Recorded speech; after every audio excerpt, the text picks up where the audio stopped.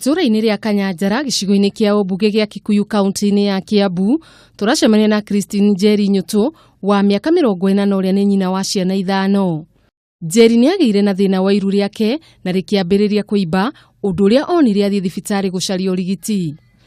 Ndathire Limuru gwĩ Saturday ya mweri 7 ni anjĩrire nĩ arthritis iranyita koguo akihe ndawa nginyua na arafu kunyua ndawa na ngĩrĩkia dosi. Ndarĩkia dosi ri iru rĩgĩthiĩ na mbere handũ rĩgĩtia gũtura hanini rĩgĩcoka rĩkĩimba. Thutha wa ihinda rĩa kiumia kimwe, Njeri agĩcoka thibitari torĩa athĩtwo nĩ mũrigitani na akiheywo ndawa ingĩ.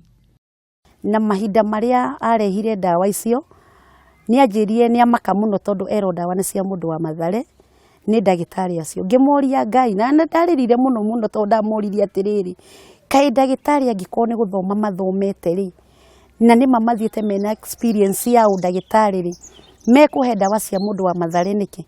No thutha wa kunyua ndawa na gũkorwo itiramũteithia, akiona nĩ wega gũcaria mũndũ ũĩ ũhoro wa ndawa, no ũndũ wa kũmakania nĩ atĩ ngĩthiĩ ngĩrĩha 230 ngĩheo ndawa 2. Ndaheo ndawa 2 nĩ kũinũka twainũkire. Mũthuri nake akĩnjĩra atĩrĩrĩ, ndawa ici tũtikũnyua, tutendete kũmenya nĩ irĩkũ angĩkorwo nĩ tũrokete na magakũhe ici rĩ ngũgera chemist ciganona nigetha matũre ndawa ici nĩ irĩkũ. Tũgĩthiĩ chemist ya mbere akĩrwo ndawa ndaheo antibiotic na tũngĩ nĩ twa toro nĩ twa kĩbaba. Tũgĩthiĩ ya kerĩ akĩrwo ndawa akĩkĩũria niĩ ndoka mũnjĩre ndawa nyuma thibitari na ndaheo ndawa ici mũnjĩre nĩ irĩkũ. Akĩrwo nĩ cia kĩbaba, nĩ cia mũndũ wa kĩbaba na antibiotic. Kwa ihinda rĩrĩ Njeri arĩ na kĩgirĩko kuona nĩ agĩte na mathĩna maingĩ ma mwĩrĩ, ũndũ ũrĩa ũrakindĩrwo nĩ mũthuri wake Simon Nyutu. Agĩkĩnjĩra ona niĩ ndaharigwo ĩ ndũĩ wĩna mandarĩ thĩna wa meciria, ndarĩ thĩna wa meciria. Rĩu kĩrĩ ndawa no ndũkame, ngĩmwĩra kweri ndagĩtarĩ akaheana ndawa ta ĩno no eke ũguo. Niĩ ona nĩ ndarigwo no ndũkae kũmenyua kĩ, ndũkae kũmenyua rĩngĩ.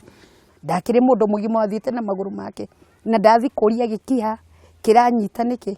After kũria gĩkiha kĩranyita nĩkĩ nĩguo mahe ndawa icio cia kĩbaba magacoka makahe cia Mathare itarĩ handũ itarĩ ndakorwo ndĩna thĩna wa mũtwe.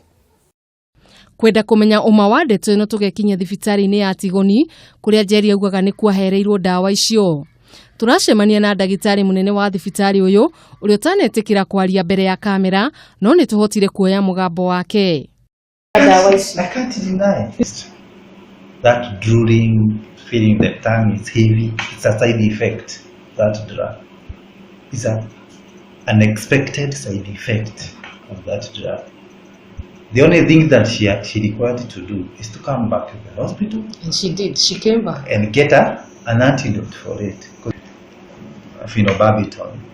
Yes, it can be used in pediatrics. Kwa watoto wenye wana shida ya kifafa. Rĩu Njeri arĩ na ihoya rĩmwe tu kuona mũtũrĩre wake nĩ ũrũgamĩte amu ndarĩ ũndũ angĩhota kwĩĩkĩra.